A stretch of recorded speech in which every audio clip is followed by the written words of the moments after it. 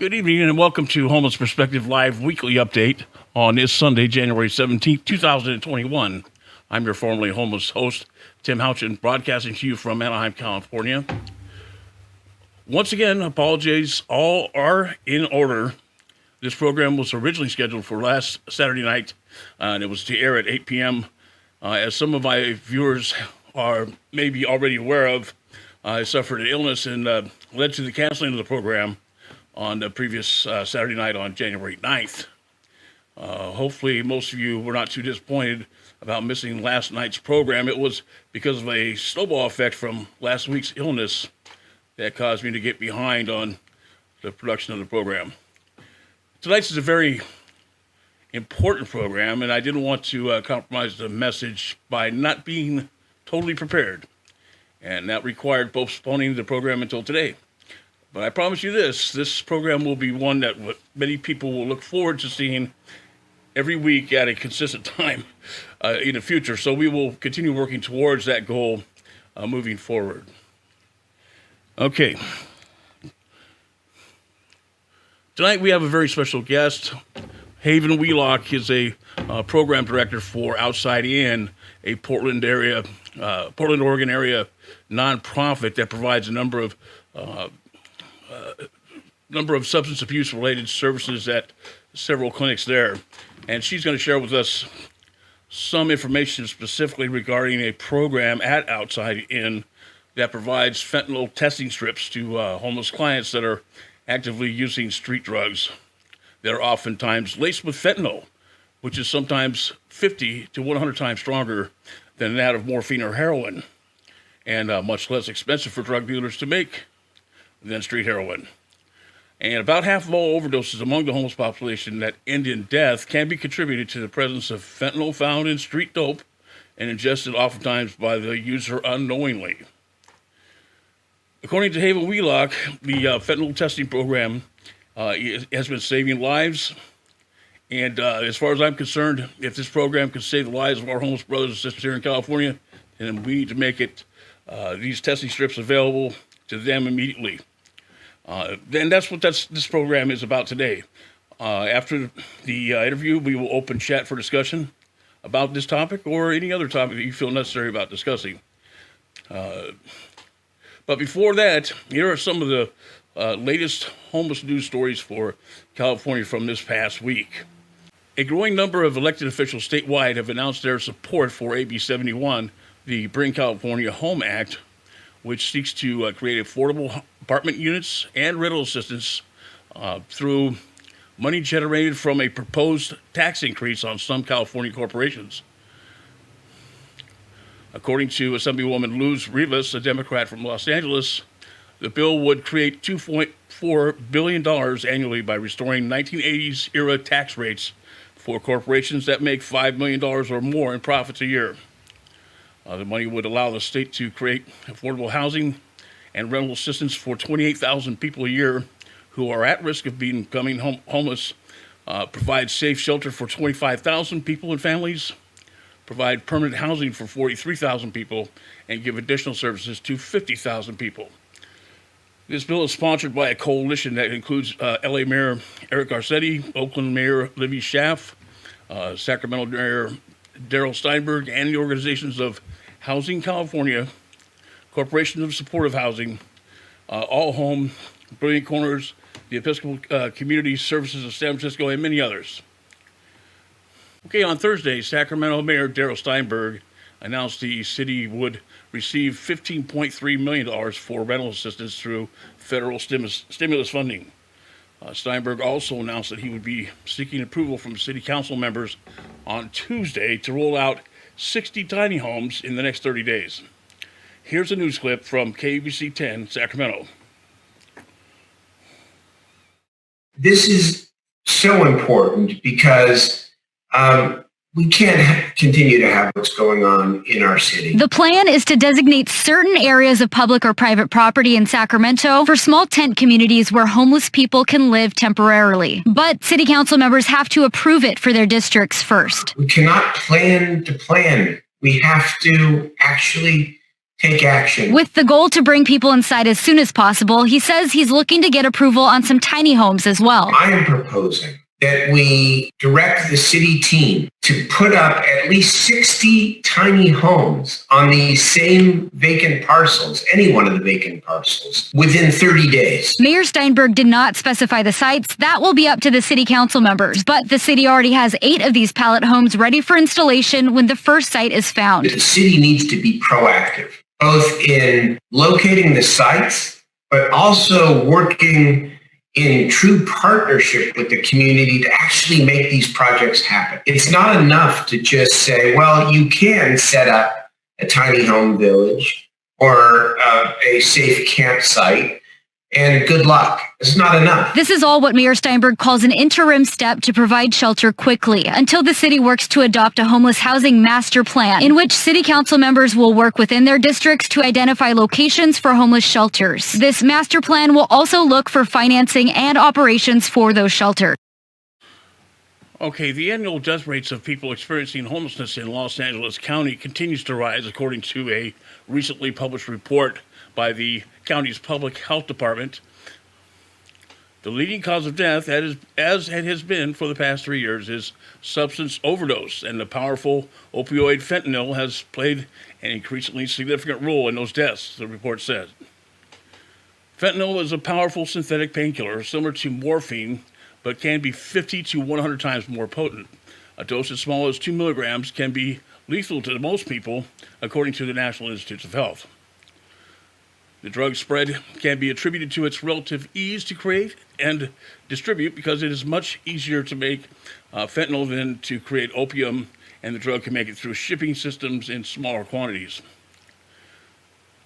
But the rise in deaths is a different matter, according to the LA County report, because it's hard to tell from autopsies whether a person killed in a fentanyl-related overdose used the drug knowingly or if the fentanyl was cut into another street drug without their knowledge. Tonight on the Homeless Perspective Live Weekly Update, we will be talking about the use of fentanyl test strips that are being distributed to homeless persons that use street drugs in Portland, Oregon, in a program there that has been saving lives. Haven Wheelock from Outside In, a nonprofit in Portland, will be here with us in an interview, and she will share with us the success that the program has seen since being implemented there a couple of years ago. We have a stock video clip here from CNN from 2019 that further explains fentanyl testing.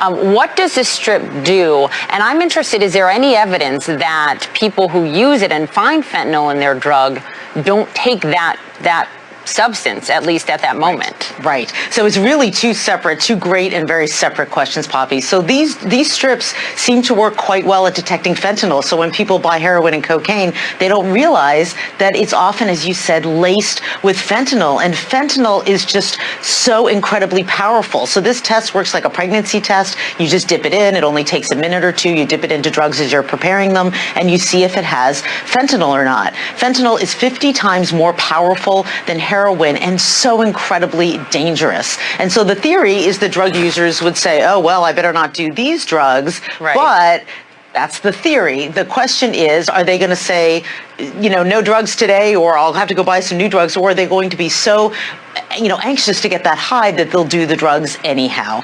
They could also decide to take a smaller dose of the drugs, take less of them. But again, will they make that decision even if they know there's fentanyl? Right, and that's a question. What I find interesting is that even though this could be a life-saving measure, there is some pretty ardent opposition to this. I know the head of the Substance Abuse and Mental Health Services Administration vehemently opposes it, saying, this gives a false sense of security. Right, that same argument was used, if you remember, Poppy, during the time of the needle exchange programs when those were beginning. And that was giving drug users clean needles to help stop the spread of HIV. And people said, oh, you're giving these drug users a false sense of security with clean needles. Well, I'll tell you, public health experts will tell you that these needle exchange programs were so successful. I mean, they really did reduce the spread of HIV. So that argument, there's some problems with that argument. All right, so that's it for the headline news for this week. But coming up, our interview with Haven Wheelock.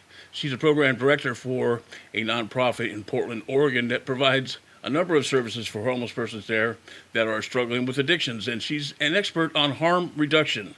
And if you don't know what that is, she's going to explain that to you. She also will tell us that after these messages, okay? But we'll hear from Haven Wheelock right after these messages. And then we'll open up for chat.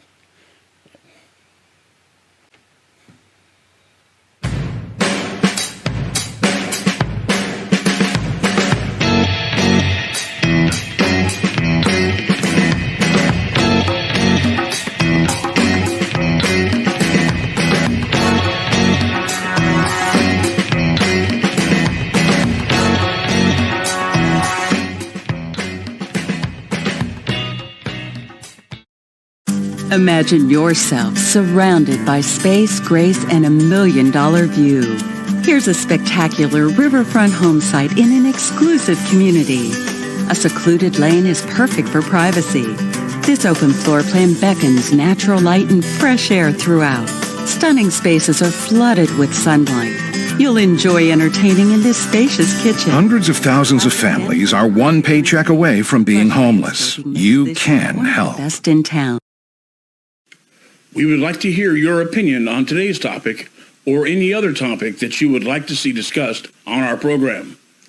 Just send us a message from our Facebook page at www.facebook.com/homelessbrother. All right. Haven Wheelock is a graduate from Johns Hopkins Bloomberg School of Public Health. She has worked in harm reduction for more than 14 years, and she coordinates the Needle Exchange program at Outside In Portland, Oregon. The Outside In Needle Exchange was one of the first programs of its type in the nation and the first to be publicly funded. Haven spearheaded the effort to establish and to expand the use of the naloxone to prevent opiate overdose deaths. Following the successful effort to advocate for a change in the law regarding naloxone, Haven began training clients in the use of naloxone and distributing naloxone to people she had trained. Now, her efforts were instrumental to achieving a 40% drop in the heroin overdose death rate in Portland over the next year. Okay, please welcome Haven Wheelock. First of all, let's do this. Let's have you introduce yourself to my audience, okay? And then tell me a little bit about what you do. Okay. All right. Awesome. So I'm Haven Wheelock. I run the Syringe Exchange and Overdose Prevention Program, our harm reduction programs at Outside In Portland, Oregon. Outside In is a nonprofit, federally qualified healthcare center that also runs the third oldest legal syringe exchange in the U.S. I also have a master's of public health from Johns Hopkins with a focus on overdose and addiction services. So my day-to-day is working with people who are injecting primarily heroin and methamphetamines, most commonly both.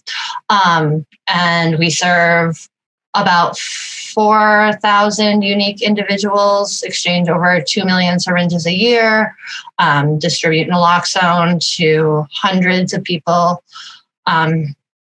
every month. And I've been doing this work for 19 years now. So I've been Outside In since 2006. Does that cover? Yeah. Okay. I think that's good. Now, go into, give me an idea of the types of services and programs that you guys offer there. Maybe a little bit about each one. Yeah. So, I mean, there's quite a few, I know, but just, you want me to focus on the drug user health services or the agency as a whole? The one that I'm really interested in is the fentanyl testing. Okay. Because I think it's a little bit misunderstood. And I heard about it first. I never even knew about it until I was in Portland in 2018. So our agency is big and complicated and has a lot of things going on. So basically, we have two general overarching branches. We have our homeless youth programming that works with folks who are under 25 who are experiencing homelessness. And then we also have our health services side. So that's our federally qualified healthcare center, our syringe services program, a couple other programs fall under that umbrella. So our school-based health center, we have several clinics actually that we operate. And our focus with our FQHC has always been, we're also a healthcare for the homeless clinic, or affiliate. So our focus is primarily folks who are experiencing homelessness, regardless of age in our medical clinic. Our services, our syringe services, which I can speak most prominently about because that's what I run, is anyone over the age of 18, according to Oregon state law. So we serve folks anywhere from 18 to 80 plus, right? I don't have many clients that are 80 plus, but we have some. And people don't have to be homeless to access our services in the syringe exchange, right? They just have to be people who need access to syringe exchange. So we do operate our syringe exchange. It's 5 days a week. In our fixed location, we also have 2 outreach sites that we operate 3 days a week, providing services.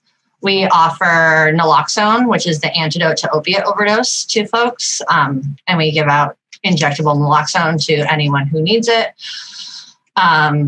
We offer HIV and hepatitis C screenings on site at all of our locations to prevent the spread of HIV and hepatitis. And then I think it was 2017, we started distributing what are called fentanyl test strips. They're actually an off-label product. They're used as a urine drug screen to test for fentanyl. However, the harm reduction community has really taken up using them to help folks figure out if there is fentanyl present in the substances they're using.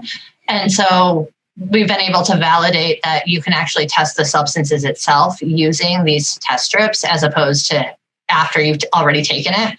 Right. And so we distribute these test strips for folks who want to know if what they're using contains fentanyl or not. And so they're just a little... Use it for other drugs other than just, say, heroin, right? It can be used... Yeah. Other street drugs? You can. There's different protocols depending on what they are, on how you prepare to do the test, but they are used to test many, many substances. They're a really useful tool in terms of knowing if fentanyl is present or not. They get a little tricky in that they don't tell you. So when we talk about fentanyl on the street, we're talking about a class of drugs. We're talking about many different types of drugs as opposed to just a specific drug. So they can't tell you what kind of fentanyl it is. They can't tell you how much fentanyl there is. And they can detect very, very low amounts of fentanyl. So it's a really imprecise tool. There are better tools being used in very few places that can tell you a lot more information than what the test strips can. Explain to me a little bit about the different types. I was never aware. I've just, Yeah, no. And it's a really common misconception that when we think of fentanyl, we think of prescription fentanyl, right? That is a very good medication when used properly. It's commonly used in hospital settings. They gave it to me when I had my knee replacement. Yeah, it's good. It's short acting. It's powerful. It's good medicine when used in the correct way. However, when we're talking about the fentanyl that's on the street, that's not what we're talking about, right? This fentanyl is being made in labs across the world. Anyone who claims to know a country is probably a little bit racist, but they're being made in labs that are basically what they're doing is little variants. So they change a little molecule on the fentanyl. And so they're often called illicitly manufactured fentanyl. or fentanyl analogs, right? Because they're similar to fentanyl, they work the same way, but they're just a little bit, they're tweaked just a little bit. And what that does is it like leads to a lot of variation in how potent they are, how quickly they cross the blood-brain barrier, like all of those kind of things. So like there's variation with how potent acetylfentanyl is compared to, furanol fentanyl, compared to like another type of fentanyl. And so it makes it really risky to use in that way because you never really know what you're getting. Is there, let me ask you, is there a preference for fentanyl? Is there anybody out there that's trying to get fentanyl to get high on? Yeah. Sure. I mean, I think like with anything, people prefer what people prefer, right? And so I think early in the fentanyl uptick, people didn't necessarily prefer it, but we're starting to see more people now that do actually prefer it. And that's, again, and that's where it all gets really messy is that, and what makes it risky is that, when people, I kind of think about it like the Coke versus Pepsi thing, right? Like some people, you start drinking Coca-Cola, you're going to have a preference for Coca-Cola. You start drinking Pepsi, you're going to have a preference for Pepsi, even though they're both cola.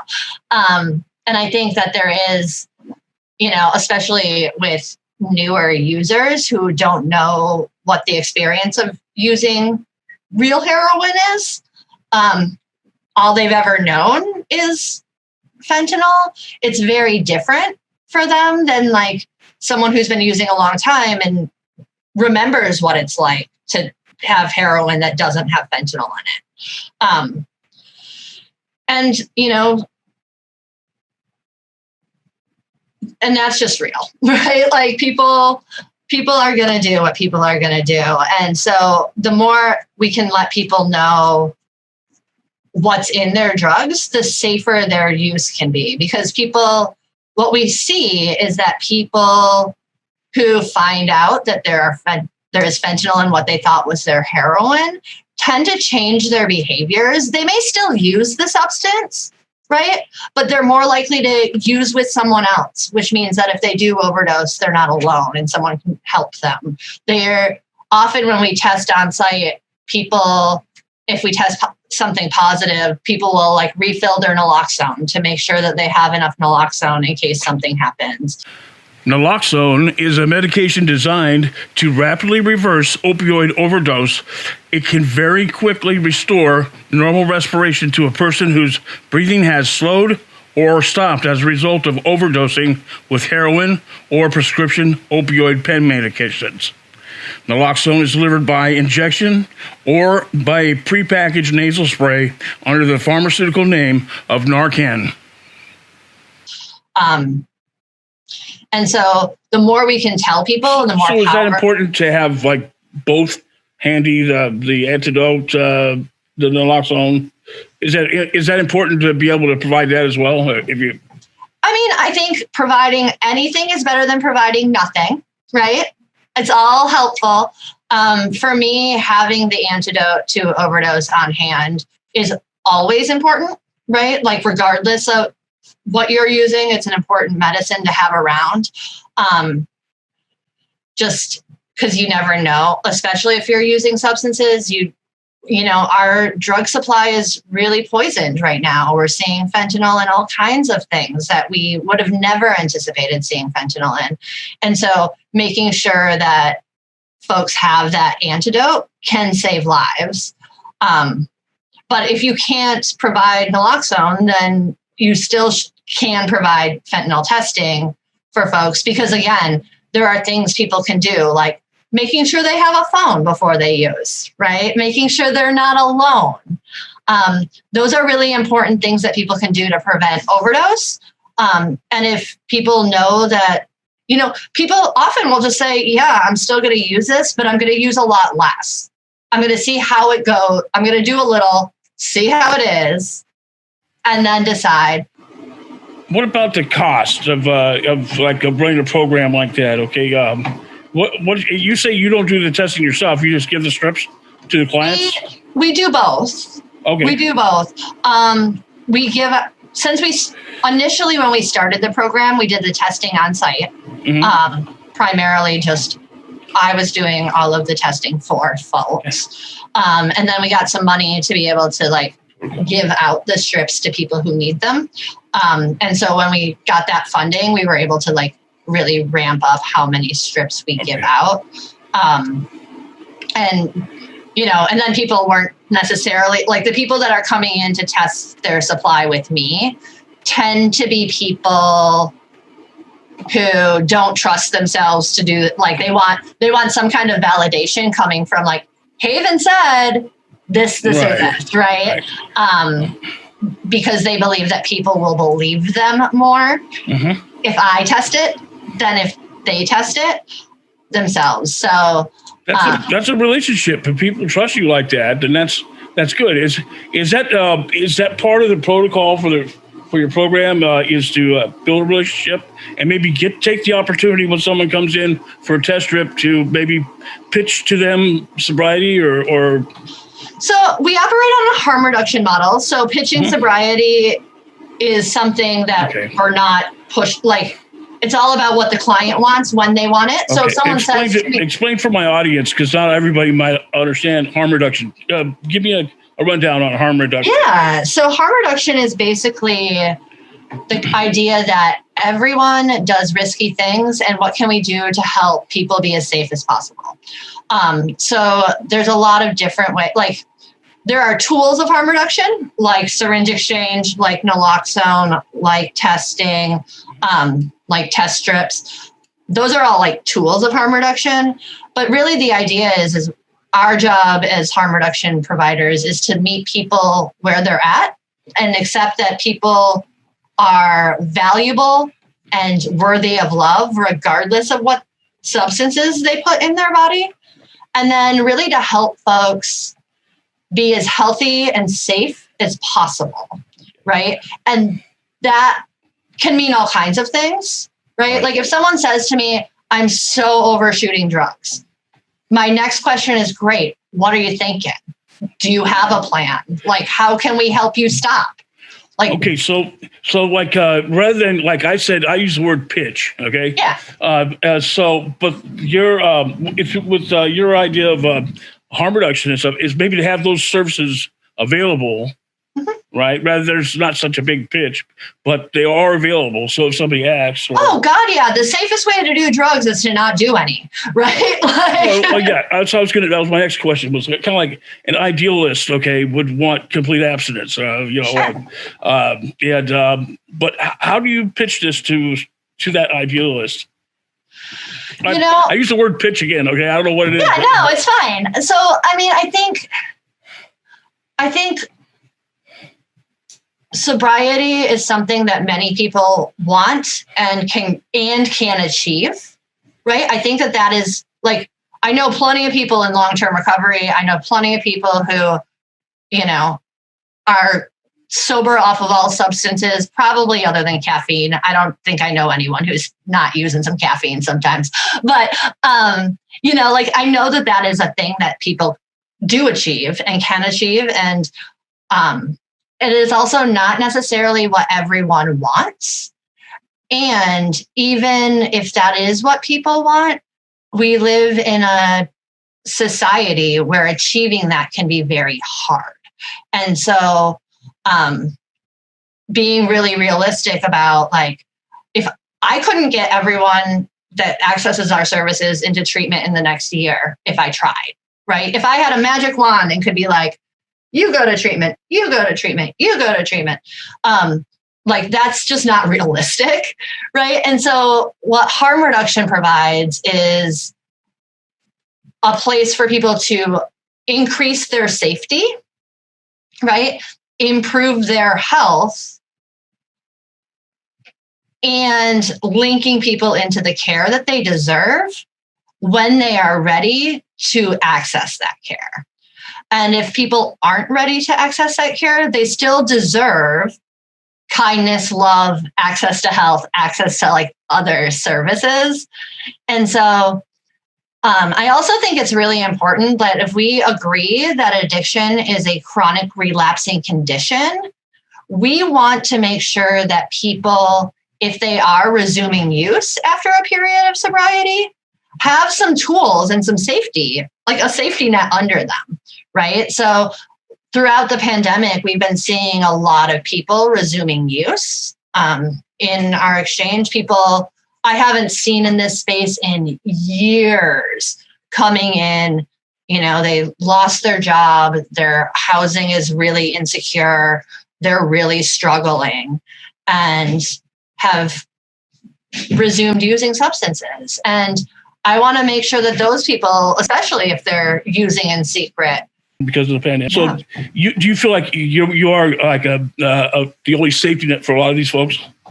Yeah, I do. I mean, and I don't say that to like pat myself on the back. I say that because that's what my clients are telling me, right? Like I regularly have people come in and tell me this is the only place in the city that they feel safe.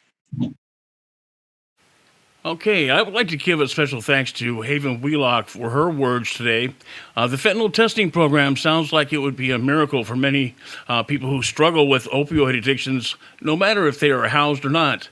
Now, it's my belief that in time of crisis, which these times certainly are, that hard decisions have to be made to protect and preserve the lives of persons that are most vulnerable in our society and the least likely to be able to protect and preserve themselves.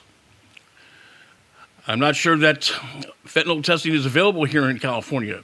I never heard about it until traveling to Portland in 2018. Then it's capable of saving lives here. Let us know about your opinions about providing fentanyl testing of street drugs for our homeless populations that struggle with addiction and are likely at risk of a fatal fentanyl overdose every time they use. I would also like to hear any other thoughts about harm reduction philosophies when dealing with homeless persons who are not able to deal with opioid addictions on their own. So we'll give a few minutes for the comments to come in, and otherwise, if we don't get any, then I'll have to take the ones that come in after the program publishes. And I don't see any, and it's probably because I missed my scheduled live shot last night. Anyways, so what we're going to do is we'll go ahead and wrap it up, and you will leave your comments and recommendations, suggestions, whatever it is you have for me. Leave it in the comments, and we'll get back to you as soon as possible on that.